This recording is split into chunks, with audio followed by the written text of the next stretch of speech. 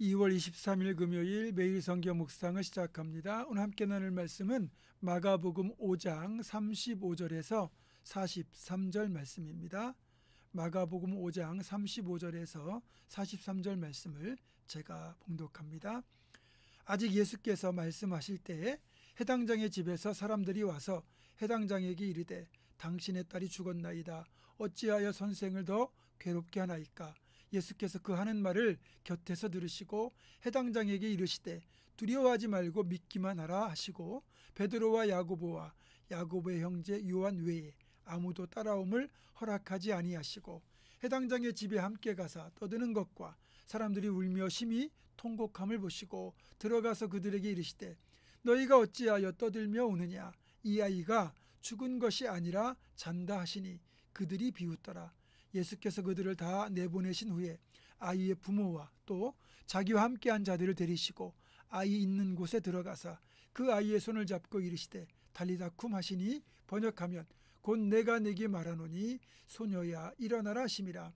소녀가 곧 일어나서 걸으니 나이가 12살이라. 사람들이 곧 크게 놀라거늘 예수께서 이 일을 아무도 알지 못하게 하라고 그들을 많이 경계하시고 이에 소녀에게 먹을 것을 주라 하시니라. 아멘. 여러분들은 믿음의 위기, 신앙의 고비를 만난 적이 있습니까? 여러분들이야 기도하는 사람들이니까 위기가 있더라도 쉽게 극복하셨겠지만 적어도 신앙인들에게는 믿음이 송두리째 흔들리는 신앙적 고비가 최소한 한두 번 이상은 찾아옵니다. 만약 여러분이 그런 신앙의 고비를 만난 적이 있다고 할 때 그 고비의 원인이 여러분 자신의 문제였나요? 아니면 타인 때문에 생긴 것이었나요?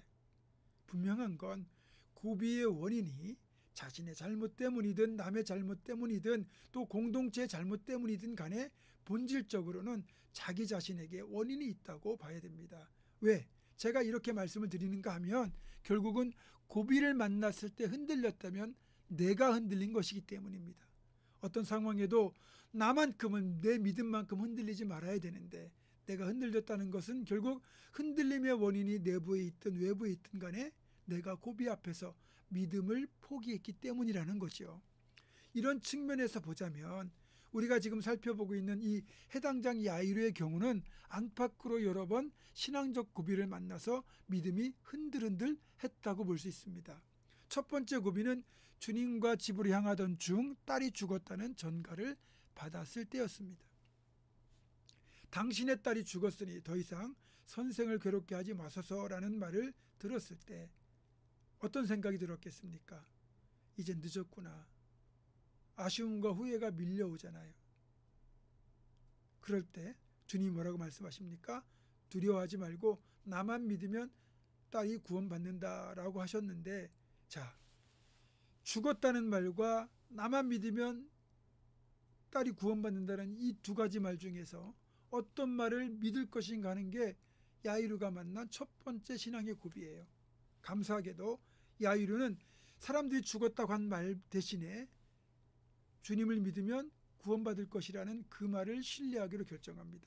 첫 번째 고비를 잘 넘긴 거죠. 그렇지만 곧바로 두 번째 고비도 찾아옵니다. 막상 집에 도착했더니 귀에 들려오는 통곡소리, 그리고 자신의 눈으로 직접 확인한 딸의 죽은 모습까지 야이로의 연약한 믿음을 여지없이 흔들어댑니다. 한 번의 고비도 극복하기 힘든데 이렇게 연타를 맞으면 그냥 다리에 힘이 풀려서 주저앉게 되잖아요. 신앙적 의지도 그냥 무너져 내립니다. 여러분, 이럴 때 어떻게 됩니까? 다른 방법 없습니다. 그래도 주님 부작정, 주님 붙잡는 것밖에는 방법이 없습니다. 오히려 흔들림이 심하면 심할수록 십자가의 주님을 더 꼭 붙잡아야 돼요. 왜냐? 우리 주님은 절대로 흔들리지 않는 분이시거든요. 변함없는 단단한 반석이시거든요. 여러분, 버스를 타시든지 기차를 타든지 심하게 흔들릴 때 손잡이를 꽉 잡아야 안전하게 목적지에 도착하잖아요. 그런 것처럼 우리도 믿음이 흔들릴 때마다 우리의 안전한 손잡이가 되어주시는 주님을 꽉 붙잡아야 됩니다.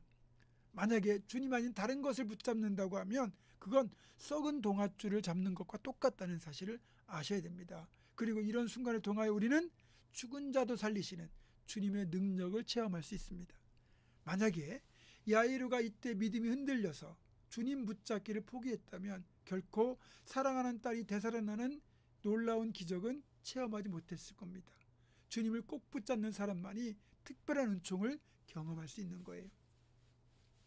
문제는 야이루를 제외하고는 야이루의 집안에 모여있던 사람들 중 어느 누구도 주님을 신뢰하지 않았다는 거예요.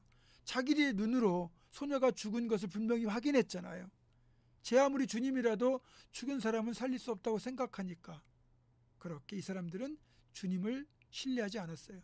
물론 주님이 생명의 주관자이심을 그들은 몰랐죠. 능력의 주님, 부활의 주님, 생명의 주관자가 그 자리에 계셨음에도 불구하고 주님을 신뢰하지 못한 그들은 정작 살아있으나 죽은 자들이나 마찬가지였습니다. 사실 주님은 우리의 죄를 인하여서보다 오히려 믿음 없는 것에 대하여 더 분노하십니다. 여러분, 믿음이 없으면 죽은 것과 마찬가지입니다. 또 하나님을 기쁘시게 하지도 못합니다. 믿음 흔들리는 상황에서도 끝까지 주님을 신뢰했던 야이루의 믿음이 결국 소중한 자신의 딸을 살리는 또 하나의 원동력이 되었습니다. 오직 믿음 있는 자만이, 주님을 의지하고 붙드는 자만이 기적을 경험할 수 있습니다. 믿음이 없으면 기적을 볼 수 없습니다. 주님의 역사의 도구로 쓰임받을 수도 없고 그 현장에 참여할 수도 없습니다. 무엇보다 믿음은 우리로 하여금 주님과 영원히 거할 천국 소망을 가능케 하는 필수 요건입니다. 믿음으로 우리는 죽음을 이기게 될 것과 죽음 이후에 복된 천국에 거하게 될 것을 우리는 믿습니다. 사랑하는 성도 여러분, 끝까지 어떤 신앙적 고비를 만나더라도 주님 꼭 붙들고 믿음을 지키는 저와 여러분 되기를 주님의 이름으로 축원합니다. 능력의 주님, 죽은 자도 살리시는 주님, 우리의 믿음이 흔들릴 때, 그럴 때일수록 더 주님을 꼭 붙들게 하시고 주님을 신뢰하며 나아가게 하시고 그렇게 믿음으로 주님을 붙들 때 주님께서 행하신 놀라운 기적을 경험케 하여 주시옵소서. 그런 우리가 되기를 간절히 원하옵고 예수님의 이름으로 기도하오며 이제는 우리 주 예수 그리스도의 은혜와 하나님의 사랑과 성령의 교통하심이 끝까지 주님 붙들고 믿음으로 나아갈 것을 결단하는 사랑하는 모든 성도들, 이들의 삶과 가정과 생업과 앞날과 우리 교회 위에 지금부터 영원토록 함께 하시옵기를 간절히 축원하옵나이다. 아멘.